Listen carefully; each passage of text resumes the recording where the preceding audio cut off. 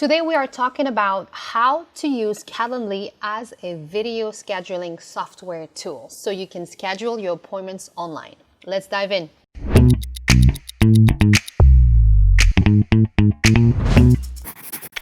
Hi everybody, my name is Salua. I am a business and marketing coach and a content creator. And if you are new to this channel, please consider subscribing for new video like this every week where I teach you how to grow your online business. So today we're talking about Calendly. There are tons of online scheduling software out there like Acuity, Find My Shift, and more. I am not affiliated with Calendly. I am just using it. I have been using it for a few years and I just love that tool. So I wanted to share that with you. So before we dive in, and I'll show you on my laptop exactly how to set up your online meetings, how to integrate them with your calendar and show you other tools and features of Calendly, I wanted to talk to you briefly about why you should have an online scheduling software. First of all, this is going to simplify your life. It's going to be very easy to use.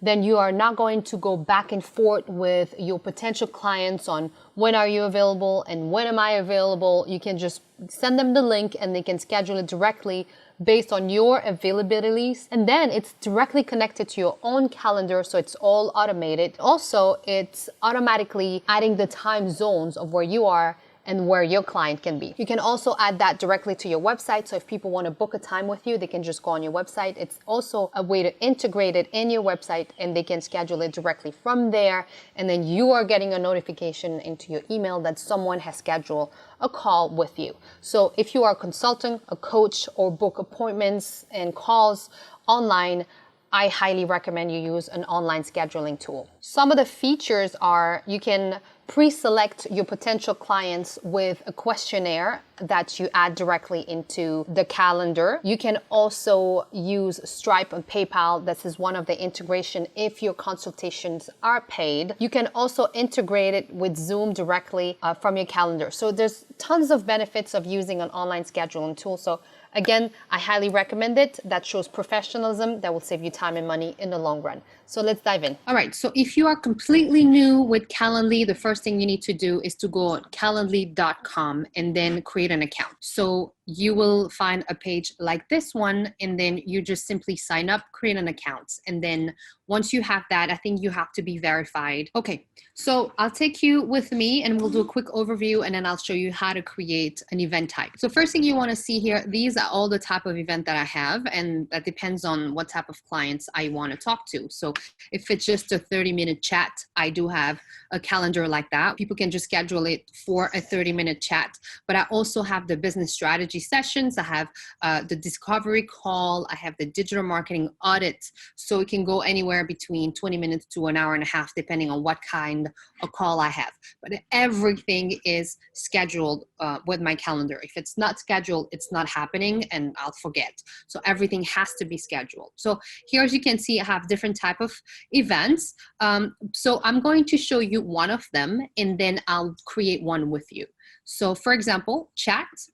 You will click on this and then on the first space here, they'll ask what kind of event is that? And I just call it chat. So that's also going to be on that URL link that you can share with people. Location, for me, everything is online. So I connected this directly with Zoom, which is one of the integration that Calendly offers, but you can also add a specific location if you are meeting people physically. So at some point I used to work from a co-working space in Phoenix, Arizona, and I added the address of that place, and that specific calendar event was for every Friday. So I knew that between, I don't know, 2 p.m. and 6 p.m. I would have my face-to-face meetings in that location. So every time I would send that calendar link, people will have the address and would know where to meet me. That's also a great option.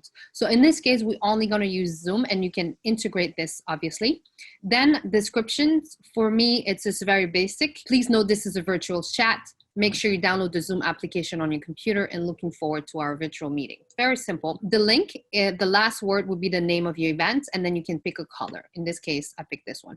Make sure to save every time. Next, we are going to talk about how long you want this meeting to be. And you can really pick whatever you want, but I like 30 minutes. So this is what I'm choosing. And then you can have this indefinitely, or you can just pick it for like a month. So for example, every month I offer free strategy sessions with me, and I only offer maybe 2 or 3. And that would be just a very specific type of event that I will have. But other than that, you can just keep that for indefinitely. Then your time zone. So here you have to be very careful because, for example, in my case, I travel constantly. So I have to remind myself that every time I land to a new time zone, I have to update my Calendly, but also my Google Calendar, because many times I had problem where I was still on the different time zones, and then my clients were confused as well. But the beauty of this is it's automatically changing into their time zones whenever they book a call with you. So you shouldn't worry about that. Then you set your availability. So for me, Tuesdays and Thursdays are the days I get calls. Any other days, I actually don't book any calls, because I know that those 2 days I will have a space where I'm going to be able to work and speak in a comfortable, quiet area. So because my clients are mostly on the West Coast of the United States, my calls are pretty late in the day, because right now I am in Europe, Hamburg, Germany to be precise. So if you click here, you can set those days. For example, for me, it's from 1 to 8 p.m. Sometimes I go up to 9, and depending if I move more east, so then my calls are going to be later and later. And then I can set those times for all Tuesday, or I can add multiple. And in this case, it's Tuesdays and Thursdays, right? Well, I already have that, so I'm not touching it. And then the other thing you can do is to add intervals. So for example, you want to be available from 10 to 12 in the morning, and then you take a break and you add again from 4 to 6. Those are your slots, for example, for your schedule. So in that case, you can just add them there, and then you can just be, let's say we did 1 to 8. We'll do, just for the sake of this example, we'll do 9 p.m. to 10 p.m. to 12:30. And then you can apply to only this. So that's for an example, and then you would want to save, but I'm just going to remove this because we're not doing that. Okay, so now you know the time slots you have available. If you go advanced, you can set the frequency of available time slot for the people you invite. And then you can also show your availabilities increments. So that's how much time you want in between the calls. So that's that. Maximum events per day. Minimum schedule notice is 24 hours. So for example, you don't want to take calls on the same day. So I need a day in advance so I can plan. And then how much time do you need before and after each event? So that's how I want it. And then you press save. All right, next is the questions you want to ask your guests. So because this one is just a chat, I don't really necessarily need questions, but I'll show you for example, my marketing audits, I need a lot more questions. Or if it's a discovery call where I know I am going to talk about my services, then I also need to know a little bit more about the person I'm going to be working with. So in this case, again, I just ask for name, last name, email. I want to know where they are, and also what's the purpose of the meeting, because I have so many meetings. Sometimes schedule a meeting with me and I don't know what's the purpose. I do have my calendar link on my website, on my email signatures, on my social media, so people can very well schedule a call with me and I wouldn't know who they are, right? So you want to ask them a little bit of questions here. Then we're going to go into notification and cancellation policy. So people will get an email of confirmation after they get, after they schedule a time with you. It's good to maybe be personalized a little bit, but that's it. I mean, I don't really change much of it. Sometimes I would say looking forward to our call, but other than that, this is all there.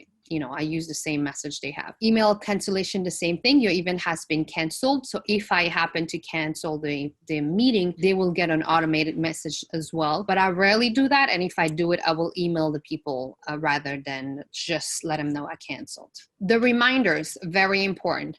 I think you should have definitely email reminders. In my case, I have 3 of them. I have 24 hours before the call, 2 hours before the call, and again, 30 minutes before the call. So I know that they get reminders because people tend to forget, and that's normal. But set up your reminders as well with a little notes so they know, oh, we have a call today with Silhouette. Email follow-up, I don't use it, but you're welcome to do so. It's basically an email that you sent. It's an automated email you send afterwards, after the event is over. Something like, thank you so much. It was a pleasure talking to you. And maybe you can give them a call to action. I don't do it, but feel free to do that. And the text reminders, I also don't do that. I hate when people text me for stuff like that. So, but some people really love it, so they get a reminder. So that's really up to you. So next is the confirmation page. So people just gonna get a confirmation message. However, sometimes a good idea is to send them to another page. One could be a video that you made for that kind of event. So if it's like, for example, a discovery chat, you can have a video that says, hey, I'm so looking forward to chatting with you, yada, yada, yada. And it makes, you know, an impact on the person. And then collecting payments, it's if you have paid consultation, like maybe yoga or any other paid services that you offer through a scheduled method like this, you can connect it, integrate it with Stripe, PayPal, and so on. I also do not touch this. And it's also, I think, a premium feature. So now I showed you one of the type of events that I have. Now what I want to do is to show you the integrations. For example, here you can connect Calendly with so many other apps, MailChimp, Zoom. Mine is integrated with Zoom, and it's also integrated with, I think, Gmail. I think that's it. Anything else, everything else I don't use. I don't use the Pixel, which is great because you can track that if you want to do Facebook ads later. You can do Google Analytics, Stripe, and PayPal if you take in payments. So there's a lot of great integration that you can use with Calendly. And then another thing I want to show you is the calendar connection. Okay, so look here, you can add your calendar here, and they have all types of calendars, you know, Outlook, Exchange Calendar, iCloud, etc. I have the G Suite Google Calendar, and it's already connected. So the beauty of this is that you can connect it that directly with your calendar. So if somebody comes to your website, schedule a call with you, then it's booked automatically into your Google Calendar, and then you get an email notification that someone booked a time with you. That's amazing. And you also have the app on your phone that you can download, the Calendly app, and then you can do everything from there, and you also get a notification there. So it's very, very simple to use, and honestly, it changed the way I do business. I definitely recommend that. Next thing I'll show you is how to create an event. So let's go there. So you're gonna go here, new type of events, and we're basically going to do a quick review of what we just did. So is it one-on-one or is it a group? You can, today we're just going to focus on the one-on-one, and then the same thing. So event name, meeting, add location, in-person, phone, Google, Zoom, GoToMeeting, custom, asking Betty. There's so many things you can do. I would do Zoom because this is what I use the most. Then you'll do a description here. We've already covered that. And now you have your link. And if you click a color, you go next, and it's saved. How long is your event? We can say 45 minutes. This is scheduled over 60 days, but you can make this indefinitely. For example, here, apply. Your time zone, mine is already set at Central European time, but make sure you double check that every time because you don't want different calendars on different time zones. And then here would be my availability, 9 to 5 p.m. every day. If I don't want that, obviously I can change that and I'll make it like, for example, 11 a.m. to, I don't know, 4 p.m. And I can use this for all Mondays, for example, and not all Mondays at 11 a.m. to 4 p.m. And then I can change that. Let's say if I want this for all other days, I can do Tuesdays and Wednesdays, apply, and they all have the same schedule. And I can just, if I don't want something, I can just delete that.